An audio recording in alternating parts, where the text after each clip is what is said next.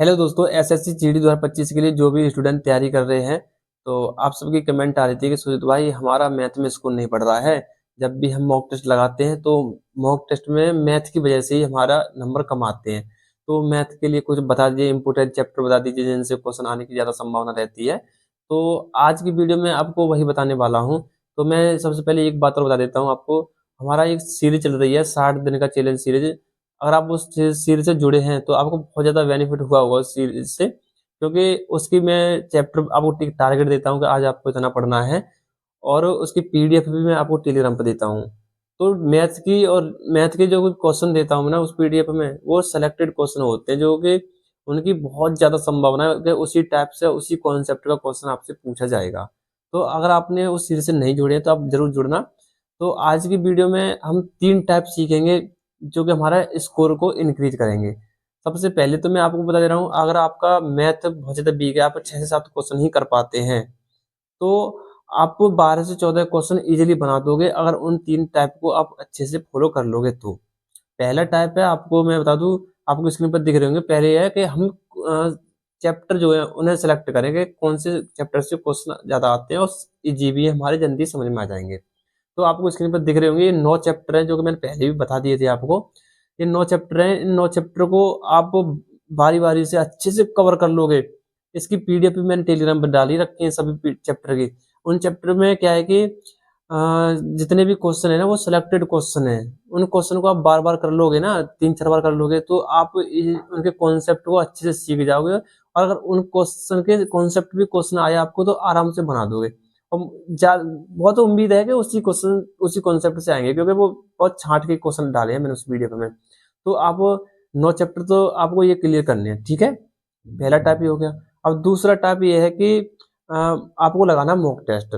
Mock test जब आप लगाओगे तो आप देखो 9 चैप्टर में से आप लगभग 15 से 16 क्वेश्चन आपको मिल जाएंगे मॉक टेस्ट में, उन 9 चैप्टर में से। तो आप ये देखना उन 9 चैप्टर में से आपने कितने क्वेश्चन किए हैं और कितने क्वेश्चन आपने स्किप किए हैं, ठीक है। तो अगर आप देखो कुछ क्वेश्चन हो सकता है कि एक आधा गलत भी हो जाए, गलत होने की बहुत कम संभावना रहती है मैथ में। तो जो भी क्वेश्चन आपके गलत हो या फिर उन्हें स्किप कर दें, तो उन क्वेश्चन को आप बुक से अच्छे से देखना कि एक किस टाइप का है और किस चैप्टर से आया है क्वेश्चन। तो उस टाइप को आपको बुक से 10-15 क्वेश्चन मिल जाएंगे उस टाइप के आपको। तो बुक से बहुत अच्छे से तैयारी करनी है उस टाइप की।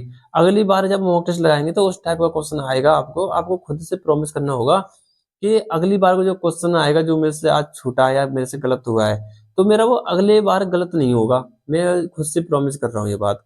तो अपने अंदर ये तरीके अपनाओ, ठीक है। अब दो तरीके हो गए आपके।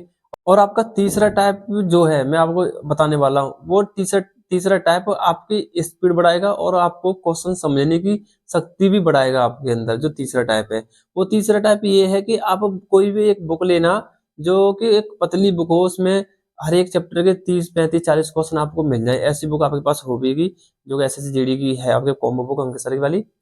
तो उस बुक के पर डेली आपको एक एक चैप्टर के क्वेश्चन लगाने हैं।